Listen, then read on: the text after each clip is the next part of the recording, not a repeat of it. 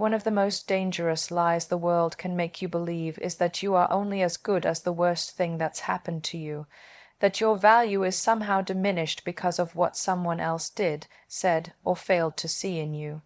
But let me tell you this, from one survivor to another, your value isn't measured by their damage, not now, not ever.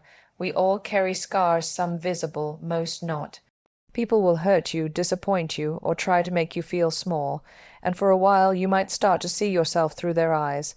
That's natural, it's human, but eventually you have to decide whether their harm defines you, or whether you define yourself. I've had moments where I was judged before I even spoke, labeled before I was truly seen.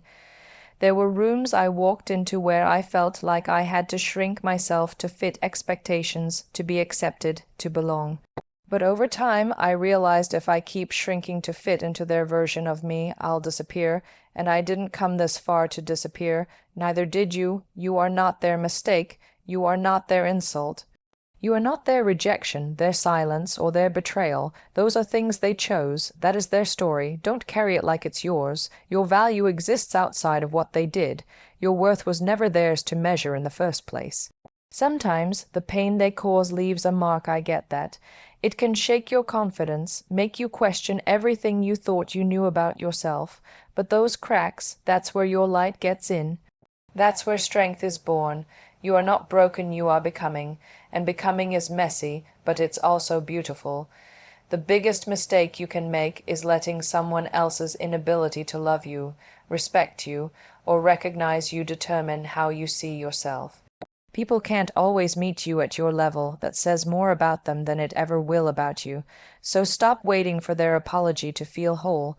Stop waiting for their recognition to feel valuable. You were worthy before they hurt you. You are worthy now. We live in a world that loves to assign value based on popularity, status, image, and it will try to convince you that your pain makes you less than. But here's the truth. Your ability to rise from that pain, to rebuild from that damage, to still choose kindness, ambition, and hope, that is the most valuable thing about you. When people damage you, they often hope you'll stay broken because your brokenness is easier for them to manage than your power. But your healing, your rise, that's the real threat. That's when you become unstoppable. And that's when you become a mirror, showing them everything they tried to dim, still shining. Your value is in your resilience, in the way you keep showing up, even when the world gave you every reason to give up. It's in your softness that survived the storm, in your courage to be seen even when you felt invisible. That value cannot be touched by anyone else's cruelty. It is untouched by rejection. It is unshaken by loss. So the next time you start doubting your worth based on how someone treated you, pause, look in the mirror, remember who you were before they tried to rewrite you, and remind yourself, I am not what they did to me. I am what I choose to become next. Your story isn't over, and they don't get to write your ending. Healing is something no one else can do for you. No matter how many friends you have, how loud the world gets, or how many people cheer for you, the truth is healing is personal. It's private, it's raw, it's the quiet work you do in the stillness of your own soul, when no one's watching, when the noise fades and it's just you. And your wounds, it's messy, it's slow.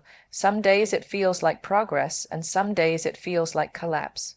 But that's okay. You're not meant to be perfect through it.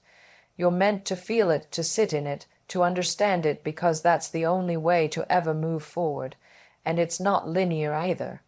You'll have days when you think you're finally past it, and something small will trigger the same pain all over again. That doesn't mean you're weak. It means you're still healing. Be patient with yourself. But while healing is deeply personal, your strength is public. That's what the world sees. The strength is in how you carry yourself despite the struggle. It's in how you rise, how you show up, how you choose to lead with light even when you've walked through darkness.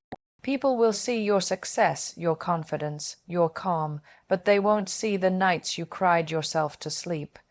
They won't see the battles you fought just to get out of bed, and they don't need to. Because your strength speaks for you, let them wonder how you're still standing. Let them admire your courage without needing to explain where it came from. Your strength doesn't need a backstory. It simply needs to be lived. You're allowed to be a work in progress and still show up strong. You're allowed to be healing and still command a room.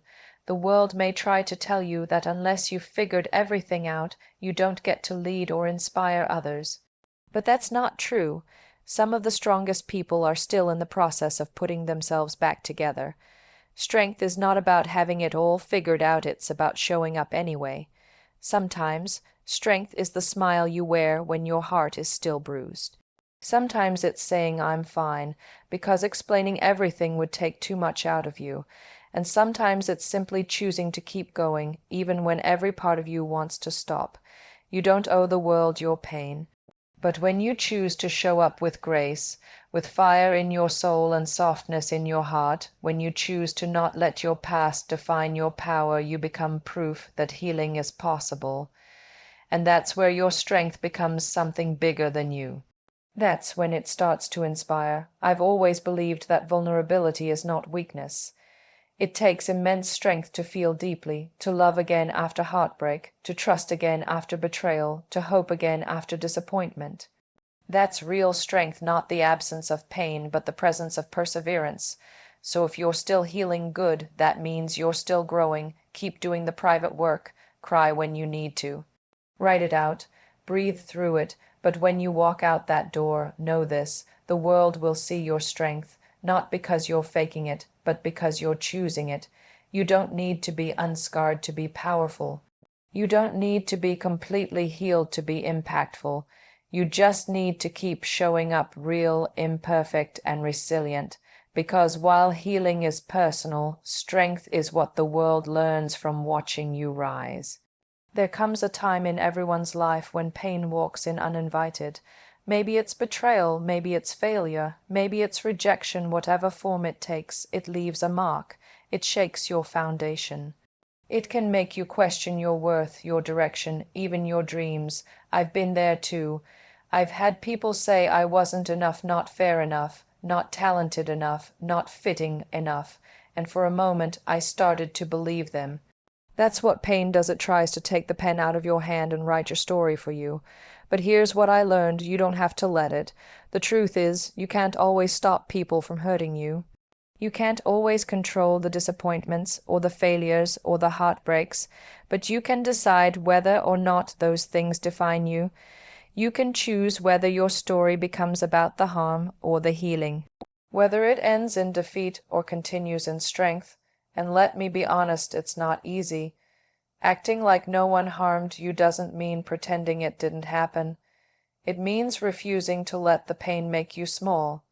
Refusing to let the person who tried to break you get the last word in your life.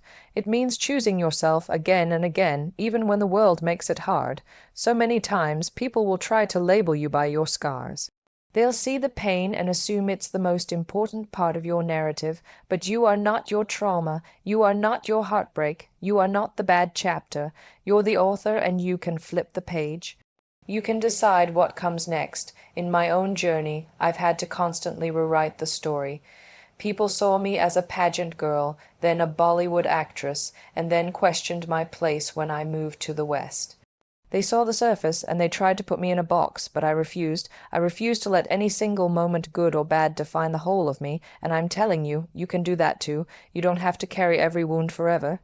You're allowed to change the plot. Sometimes we hold on to pain because it feels like letting go means the person who hurt us wins, but in truth, letting go means you win. It means the pain doesn't get to take up any more space in your future. It means you get to dream again, live again, love again on your terms. You get to show the world that you are more than what happened to you. So if you're walking through something hard right now, heartbreak, criticism, loss, I want you to hear me when I say this. It's part of your story, but it is not your whole story. You are still becoming, still creating, still rising, and the most powerful thing you can do. Don't let the pain make you bitter. Don't let it turn you cold. Let it make you stronger, softer, more aware of your own worth. Let it deepen your empathy. Let it light a fire in your soul that says, you tried to break me, but I built myself instead. You get to decide what the next chapter looks like. So pick up the pen and write like someone who knows how to turn wounds into wisdom, pain into power, and challenges into comebacks. The world is waiting for your story, just make sure you're the one writing it. You can't always control what life throws at you. People will talk, rumors will fly, and sometimes, despite your best efforts, things won't go your way. You might be underestimated, disrespected, even betrayed. That part, you don't get to choose. But what you do get to choose, and what ultimately defines you, is how you respond. Your response is where your real power lies. Not in your circumstances, not in what people did to you, but in how you choose to react. That's what sets you apart. That's what turns a challenge into a comeback, a wound into wisdom, a breakdown into a breakthrough. I've faced criticism for the way I look, the roles I've chosen, the boundaries I've broken. People had opinions when I stepped into global spaces they didn't think I belonged in. But instead of letting their words get under my skin, I let my work speak. I stayed focused, stayed moving, stayed silent when I needed to and loud when it mattered. I didn't respond with anger. I responded with results. That's where my power was. You see, anyone can react. That's easy. That's emotional. It's instinct, but response, real, intentional, controlled response that takes discipline. That takes self-awareness, that takes strength, and that kind of strength is magnetic.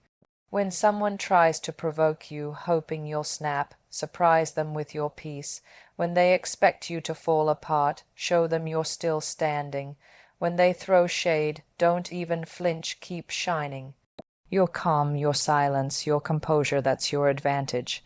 That's your silent rebellion against everything meant to bring you down. And this doesn't mean you become a doormat. It doesn't mean you let people walk over you or that you ignore injustice. It means you pick your battles wisely. It means you don't allow temporary chaos to disturb your permanent power. You understand that not everything requires a reaction, especially when your vision is bigger than their noise. The world loves a drama, but it respects discipline.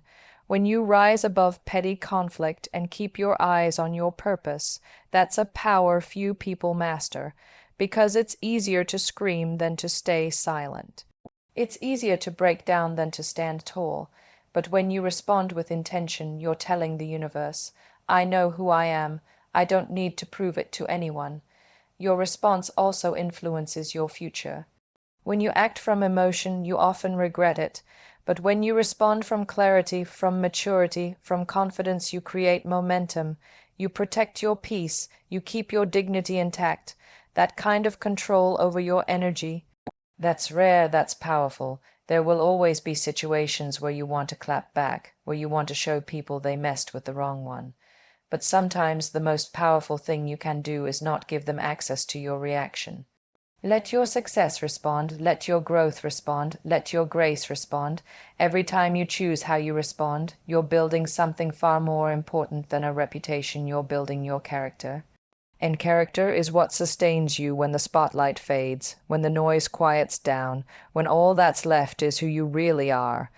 So the next time you're tested, and you will be, pause, breathe. Remember that power isn't always loud. Sometimes it's quiet, sometimes it's walking away, sometimes it's saying, I don't owe this moment my energy. You are not powerless, you are not at the mercy of anyone's actions. You have the ability to decide your next move, and that is your superpower.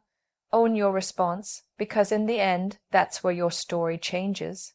There's a fire that burns inside every person who has ever been hurt, overlooked, underestimated, or betrayed. That fire can consume you or it can refine you. You have a choice. You can rise with revenge in your heart, or you can rise with purpose in your soul. But no, this revenge might feel satisfying in the moment, but purpose lasts forever. It's natural to want to prove people wrong, to want to show those who doubted you, who dismissed you, who tried to break you, that you're still here. Still standing, stronger, smarter, more powerful than they ever imagined, and yes, sometimes the drive can push you forward. But if your entire reason for rising is fueled by spite, then you're still giving them power. You're still letting them write part of your story. Revenge is reactive, it's emotional, it's about them, but purpose, that's about you. Purpose is rooted in your truth. It's grounded in your values, your dreams, your vision for your life. It's not about showing anyone who you are, it's about being who you are, regardless of who tried to dim that. You don't need to take someone down to rise up. You don't need to shout about your success to silence your critics. The most powerful response is to live a life so aligned, so full of meaning and authenticity, that they become irrelevant. Your success should be a celebration, not a weapon. Let your glow be about you, not about getting back at them. People have hurt me. They've doubted my ability to lead, questioned my worth, tried to box me into their definition of who I should be. But if I had wasted energy plotting revenge or obsessing over their downfall, I would have lost focus on the bigger picture, my own purpose. My growth, my voice, my impact. I didn't rise to make them regret what they did. I rose because I had work to do. I had dreams to chase. I had a voice that deserved to be heard. Purpose keeps you grounded. It fuels your growth. It builds legacies. Revenge just keeps you shackled to the past. You can't move forward if you're still focused on getting even. You didn't come this far to stay stuck in old chapters. And here's something else. When you rise with purpose, you break cycles, you shift narratives, you stop letting pain create more pain. You use it to create something meaningful instead. That's not weakness, that's leadership. That's evolution, that's real power. The truth is, people will come and go. Some will support you, some will hurt you, and some will never understand you. That's life. But your response, your rise, that's your legacy. That's what you carry with you. You don't need revenge when your life speaks volumes on its own. So let them talk, let them doubt, let them watch, but you keep building, keep healing. Keep showing up not to prove them wrong, but to prove to yourself that you were always more than their limited vision of you. Revenge is loud and messy. Purpose is silent and unstoppable. Choose purpose. Because the goal isn't just to rise, it's to rise with meaning, with direction, with a fire so rooted in love, ambition, and self-respect that no one can ever take it from you again. Let them live in the past. You've got a future to build.